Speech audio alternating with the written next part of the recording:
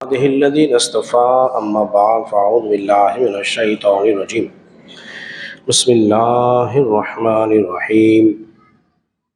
حضرات محترم، آپ حضرات درس سے حدیث سماعت کر رہے ہیں اور ریاض الصالحین سے آج ہماری حدیث نمبر جو ہے وہ 1837 ہے۔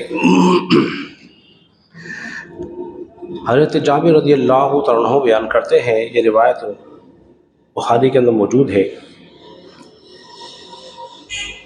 کہ نبی پاک صلی اللہ علیہ وسلم ایک کھجور کے خشک تنے کے ساتھ ٹیک لگا کر آپ خطبہ ارشاد فرمایا کرتے تھے۔ پھر کسی نے آپ کے لیے ایک ممبر بنوا دیا جس پر آپ بیٹھ کر خطبہ ارشاد فرمانے لگے۔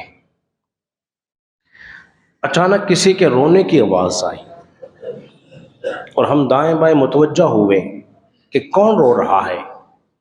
احادیث میں مختلف الفاظ مرقوم ہیں، کس میں آواز آئی کہ جس طرح بکری کے بچے کی رونے کی آواز آئی، کسی کا بل بلا کے کوئی روتا ہے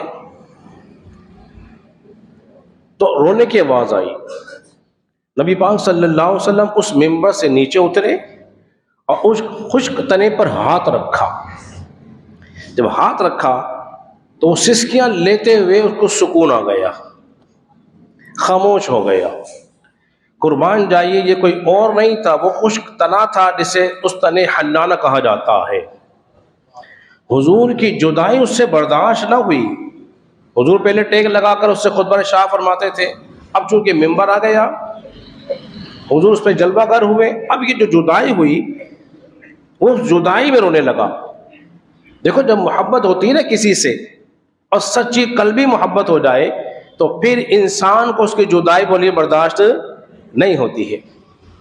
ایک بات تو یہ معلوم ہو گئی کہ وہ حضور کو جانتا بھی تھا اور پہچانتا بھی تھا۔ یہ جملہ بھی سمجھ لیجئے، حضور کو جانتا بھی ہے اور بولیے پہچانتا بھی ہے۔ کیوں؟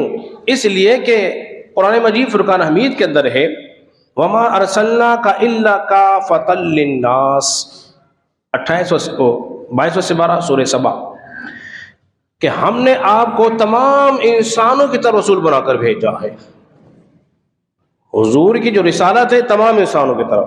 ایک حدیث میں آیا أُرْسِلْتُ إِلَى الْخَلْقِ كَافَّةً، ہم نے تمہیں تمام مخلوق کی طرف رسول بنا کر بھیجا ہے۔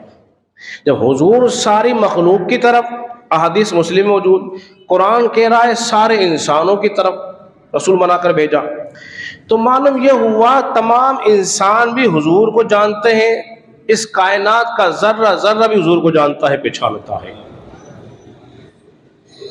تبھی تو دیکھو نا، ایک شخص صحابی رسول آئے تو آپ نے اس کو دعوت دی ایمان لے آؤ، اس نے کہا کوئی کمال دکھا دے تو ذرا اچھا ہو جائے گا، ایمان پختہ ہو جائے۔ فرمایا کیا دیکھنا چاہتے ہو؟ انہوں نے کہا وہ درخت اگر چلتا ہوا آ جائے تو میں ایمان میرا مضبوط ہو جائے گا، ایمان لے آؤں گا۔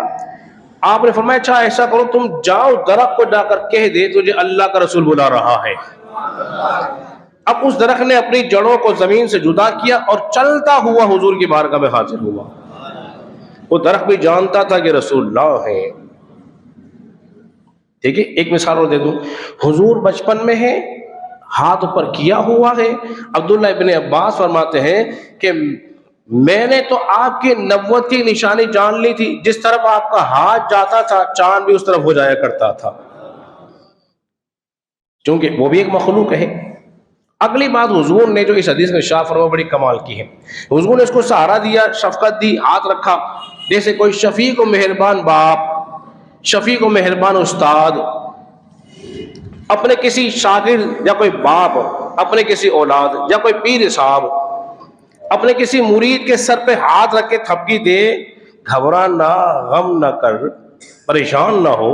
حضور نے اس کو ہاتھ پھیرا اور کہا اے حنانہ، اگر تو چاہے تو میں تجھے زمین میں گاڑ دوں، تو ہرا بھرا رہے، اور چاہے تجھے جنت میں لگا دیا جائے تاکہ تیرا پھل نیک صالحین لوگ کھائیں۔ کس سے بات کی جاتی؟ جس میں زندگی ہو، اور یہ کام کون کرے گا؟ جس کے پاس اختیار ہو، قوت ہو، طاقت ہو، کر سکتا ہو۔ یہ عقیدہ نہ ہو کہ حضور کچھ نہیں کر سکتے، نبیوں کے پاس کیا ہوتا ہے، وہ کیا کریں گے، یہ عقیدہ نہ ہو۔ اس عقیدے کا رد ہو رہا ہے اس حدیث میں۔ حضور فرماتے تو چاہے تو میں یہ کر سکتا ہوں، تیری اپنی خواہش بتا۔ معلوم یہ ہوا حضور کے چاہنے سے سب کچھ ہو سکتا ہے۔ اس نے ہاں بھر لی کہ بس مجھے جنت میں لگا دیا جائے، تو نبی پاک صلی اللہ علیہ وسلم نے اس سے وعدہ فرما لیا، کہہ دیا کہ جنت میں تو ہوگا، اور تیرا دخش، تیرا پھل، تیرا سایہ جو ہوگا وہ نیک صالحین لوگ اس سے فائدہ اٹھائیں گے۔ تو عقیدہ یہ رکھیے کہ انبیاء اکرام جو ہوتے ہیں وہ صاحب اختیار ہوتے ہیں، کیا ہوتے ہیں؟ بے بس نہیں ہوتے۔